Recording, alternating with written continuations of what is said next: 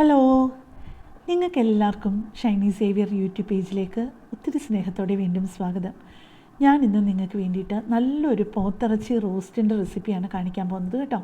നിങ്ങൾക്ക് പൊറോട്ടയുടെ കൂടെയോ ചോറിൻ്റെ കൂടെയോ അപ്പത്തിൻ്റെ കൂടെ ഇടിയപ്പത്തിൻ്റെ കൂടെ, പക്ഷേ ഇപ്പം ഞാൻ ഉണ്ടാക്കിയിരിക്കുന്നത് നിങ്ങൾക്കൊക്കെ ഒരുപാട് ഇഷ്ടമുള്ളൊരു വേറൊരു വിഭവത്തിൻ്റെ കൂടെയാണ്. പാൽക്കപ്പയുടെ കൂടെ വേണമെന്നുണ്ടെങ്കിൽ നിങ്ങൾക്ക് ഇച്ചിരി ഒരു അയവോടെ എടുക്കണം. അല്ല എല്ലാത്തിൻ്റെയും കൂടെ കഴിക്കാനാണെന്നുണ്ടെന്നുണ്ടെങ്കിൽ ഇച്ചിരിയോടൊന്ന് വരട്ടിയെടുക്കണം. അതേ ഉള്ളൂ വ്യത്യാസം കേട്ടോ. ഞാനിവിടെ എടുത്തിരിക്കുന്നത് നന്നായിട്ട് 3-4 പ്രാവശ്യം കഴുകി വൃത്തിയാക്കിയ പോത്തിറച്ചി 1 കിലോ ആണ് എടുത്തിരിക്കുന്നത്. അതിൻ്റെ കൂടെ 1 ടീസ്പൂൺ ലെവലായിട്ട് ഉപ്പുപൊടി എടുത്തിട്ടുണ്ട്. പിന്നെ നമുക്ക് കുറച്ച് പൊടികൾ വേണം കേട്ടോ.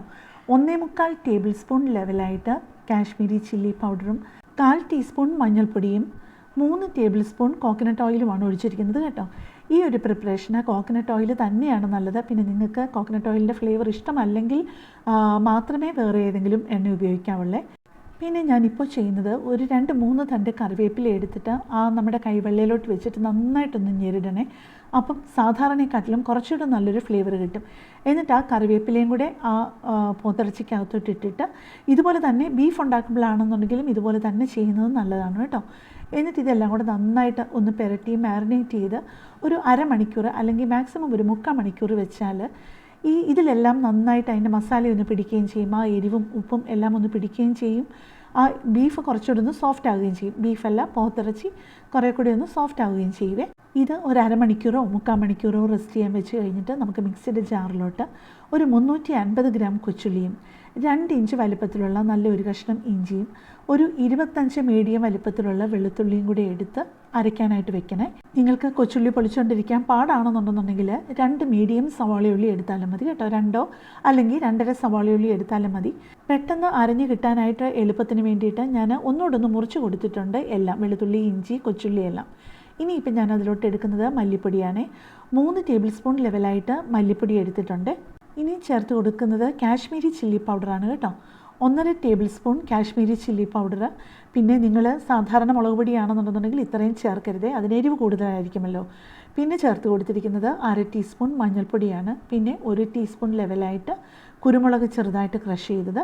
പിന്നെ വേണ്ടത് 1.5 ടേബിൾ സ്പൂൺ പെരിഞ്ജീരകവും 3/4 ടീസ്പൂൺ സാദാ ജീരകവുമാണ്. ഇനി നമുക്ക് വേണ്ടത് 3/4 ടേബിൾ സ്പൂൺ ഗരം മസാലയാണ് കേട്ടോ. ടീസ്പൂൺ അല്ല, ഞാൻ തെറ്റി പറയുന്നതല്ല, അത് പ്രത്യേകം ഓർക്കണേ. 3/4 ടേബിൾ സ്പൂൺ തന്നെയാണ് വേണ്ടത്. പിന്നെ നിങ്ങൾക്ക് മസാലയുടെ ടേസ്റ്റ് തീരെ വേണ്ടാന്നുണ്ടെങ്കിൽ അത് 1/2 ടേബിൾ സ്പൂണോ വല്ലതും ആക്കിക്കും. പക്ഷേ ഇതിന് ശരിക്കും 3/4 ടേബിൾ സ്പൂൺ തന്നെ വേണം കേട്ടോ. ഇതെല്ലാം കൂടെ ഒരു 1/4 കപ്പ് വെള്ളമൊഴിച്ച് നന്നായിട്ടൊന്ന് പേസ്റ്റ് പോലെ ആക്കി അരച്ചെടുത്തുകൊണ്ട് വരണേ. നമ്മൾ മാരിനേറ്റ് ചെയ്യാൻ വെച്ചിട്ട് മീറ്റ് അരമണിക്കൂറൊക്കെ കഴിഞ്ഞിട്ടുണ്ട് കേട്ടോ. ഇനി നമുക്കതൊന്ന് കുക്ക് ചെയ്യാൻ വെക്കാമേ. ഞാൻ 1/4 കപ്പ് വെള്ളം ഒഴിച്ചിട്ട്, ശരിക്കും അതിന് വെള്ളത്തിൻ്റെ ആവശ്യമില്ല, എന്നാലും അഥവാ അടുക്കി പിടിച്ചാലോ എന്ന് ഓർത്തിട്ട് ഒരു 1/4 കപ്പ് വെള്ളം മാത്രം ഒഴിച്ച് ഒന്നുകൂടെ ഒന്ന് ഇളക്കി കൊടുത്തിട്ട് 4 വിസിലായി കഴിഞ്ഞപ്പോഴേക്കും എനിക്ക് നമ്മളുടെ പോത്തിറച്ചി റെഡി ആയിട്ടുണ്ട്. അത് നിങ്ങൾക്ക് ചിലപ്പം 5 ആയിരിക്കാം, 6 ആയിരിക്കാം ചിലപ്പോൾ വിസിൽ കേൾക്കുന്നത്. എനിക്ക് 4 വിസിൽ കേട്ട് കഴിഞ്ഞിട്ട് പ്രഷർ മുഴുവൻ പോയി കഴിഞ്ഞപ്പോഴത്തേക്കും അത് കറക്റ്റായിട്ട് വെന്ത് കിട്ടിയിട്ടുണ്ട്. അത് നമ്മുടെ പ്രഷർ കുക്കറിൻ്റെ അനുസരിച്ച്, വെക്കുന്ന ഫ്ലെയിമിൻ്റെ അനുസരിച്ച്, കിട്ടുന്ന മീറ്റിൻ്റെ അനുസരിച്ച് ഒക്കെ ചിലപ്പോൾ വ്യത്യാസം വരും കേട്ടോ. വീണ്ടും ഞാനൊരു 1/4 കപ്പ് വെളിച്ചെണ്ണയും കൂടെ ഒഴിച്ച് കൊടുത്തിട്ട് ഈ തേങ്ങയൊന്ന് വറുത്തെടുക്കുകയാണ്. ശരിക്കും റോസ്റ്റിന് ഇങ്ങനെ വരട്ടുന്നതിനൊക്കെ തേങ്ങാക്കൊത്തിൻ്റെ ആവശ്യമില്ല. പക്ഷേ ഇവിടെ തേങ്ങാക്കൊത്ത് ഒരുപാട് ഇഷ്ടമായതുകൊണ്ട് കുറച്ച് ലാവിഷായിട്ട് ഒരു 1/2 കപ്പ് തേങ്ങാക്കൊത്ത് ഇട്ടിട്ടുണ്ട്. പിന്നെ 3-4 തണ്ട് കറിവേപ്പിലയും കൂടി ഇട്ടിട്ടുണ്ട് കേട്ടോ. പെട്ടെന്ന് ഞാനൊരു കാര്യം പറഞ്ഞിട്ട്, എൻ്റെ ഈ ചാനലും എൻ്റെ റെസിപ്പിയൊക്കെ ആദ്യമായിട്ട് കാണുന്ന ആരെങ്കിലുമൊക്കെ ആണെന്നുണ്ടെന്നുണ്ടെങ്കിൽ എൻ്റെ ചാനലിൽ ഒരുപാട് വ്യത്യസ്തമായിട്ടുള്ള റെസിപ്പികളുണ്ട്. നിങ്ങൾ എൻ്റെ ചാനലൊക്കെ ഒന്ന് പോയി ചെക്ക് ചെയ്ത് നിങ്ങൾക്ക് താല്പര്യപ്പെടുകയാണെന്നുണ്ടെന്നുണ്ടെങ്കിൽ എൻ്റെ ചാനലൊന്ന് സപ്പോർട്ട് ചെയ്യുകയും അടുത്ത് കാണുന്ന ബെല്ലൈക്കൺ പ്രസ് ചെയ്തിട്ട് ഓൾ എന്നുള്ള ഓപ്ഷനും കൂടെ പ്രസ് ചെയ്ത് കഴിഞ്ഞ് കഴിഞ്ഞാൽ നിങ്ങൾക്ക് ഞാൻ ഓരോ വീഡിയോ ഇടുമ്പോഴും അപ്പം തന്നെ നോട്ടിഫിക്കേഷൻ കിട്ടുമേ. ഇതിപ്പം നമ്മൾ അരച്ചെടുത്തുകൊണ്ട് വന്ന മസാലയാണ് കേട്ടോ. അതെല്ലാം നന്നായിട്ട് ആ മിക്സി വടിച്ചെടുത്തിട്ട് ആ മിക്സി കഴുകിയ വെള്ളം കൂടി ഇതിനകത്തോട്ട് ചേർത്തിട്ട് നന്നായിട്ടൊന്ന് വഴറ്റണം. ഇപ്പം നിങ്ങൾ ഇതിന് നിറം കണ്ടല്ലോ, നമ്മൾ ആ തേങ്ങാക്കൊത്ത് വറുത്തതിൻ്റെ ബാക്കി എണ്ണ മാത്രമേ ഉപയോഗിക്കുന്നുള്ളൂ. നിങ്ങൾക്ക് വേണമെന്നുണ്ടെന്നുണ്ടെങ്കിൽ കുറേ കൂടി ടേസ്റ്റ് കിട്ടാനായിട്ട് കുറച്ചുകൂടി വെളിച്ചെണ്ണ ഉപയോഗിക്കുന്നതിന് കുഴപ്പമില്ല. പക്ഷേ ഇപ്പോൾ എല്ലാവരും ഹെൽത്ത് നോക്കുന്നതല്ലേ, അതുകൊണ്ട് 1/4 കപ്പ് ധാരാളം മതിയാവും കേട്ടോ. അരപ്പെല്ലാം ആ എണ്ണയിലോട്ട് ഇട്ട് കൊടുത്തിട്ട് പിന്നെ ആ മിക്സി കഴുകിയ വെള്ളം ഏതാണ്ട് ഒരു 2-3 ടേബിൾ സ്പൂണേ ഉള്ളായിരുന്നു. അതും കൂടി ഇതിലോട്ട് ഒഴിച്ച് കൊടുത്തിട്ട് നിങ്ങൾ ഇപ്പോൾ ഇതിൻ്റെ നിറമൊന്ന് ശ്രദ്ധിക്കണേ. വളരെ ലൈറ്റായിട്ടുള്ള ഒരു കളറല്ലേ. കാരണം ഞാൻ നിറം ശ്രദ്ധിക്കണമെന്ന് പറയാൻ കാര്യം എന്തുമാത്രം ഞാൻ വഴറ്റി എന്നുള്ള വ്യത്യാസം നിങ്ങൾ ശ്രദ്ധപ്പെടുത്താനും വേണ്ടിയിട്ടാണ് കേട്ടോ.